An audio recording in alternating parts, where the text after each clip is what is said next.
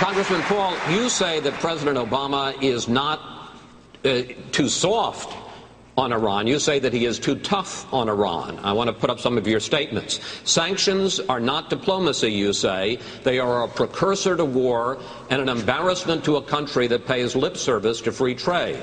As for Iran's nuclear ambitions, you wrote this: one can understand why they might want to become nuclear capable, if only to defend themselves and to be treated more respectfully.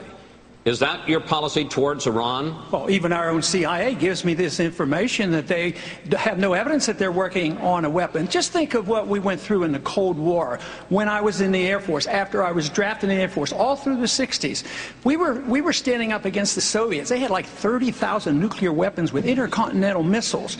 Just think of the agitation and the worrying of a country that might get a nuclear weapon someday, and just think of how many nuclear weapons surround Iran. The Chinese are there, the Indians are there, the Pakistanis are there, the Israelis are there, the United States is there. All these countries. China has nuclear weapons. Why wouldn't it be natural that they might want a weapon? There'd be, internationally, they'd be given more respect. Why should we write people off? There was, you know, in the 50s, we at least talked to them. At least our leaders and Reagan talked to the Soviets. What's so terribly bad about this? And people, countries that you put sanctions on, you are more likely to fight them. I say a policy of peace is free trade, stay out of their internal business, don't get involved in these wars, and just bring our troops home. Congressman Paul, I want to just give you 15 seconds. I want to just make sure I understand. So your policy towards Iran is if they want to develop a nuclear weapon, that's their right, no sanctions, no effort to stop them. No, I think that makes it much worse. Why would that be so strange? If the Soviets and the Chinese have nuclear weapons, we tolerated the Soviets. We didn't attack them, and they were a much greater danger. They were the greatest danger to us in our whole history. But you don't go to war against them.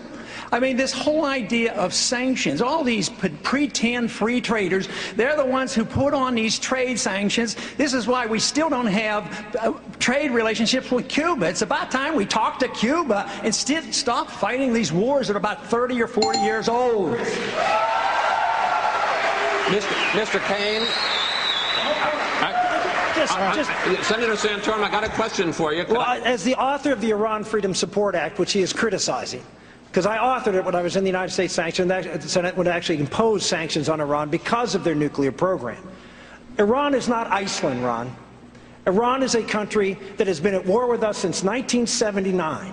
Iran is a country that has killed more American men and women in uniform in Iraq and Afghanistan than the Iraqis and the Afghanistanis have. The Iranians are the existential threat to the state of Israel. You ask the Israelis, what keeps them up at night?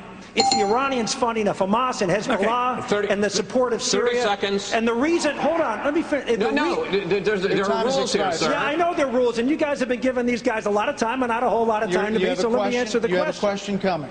Okay. The senator is wrong on his history.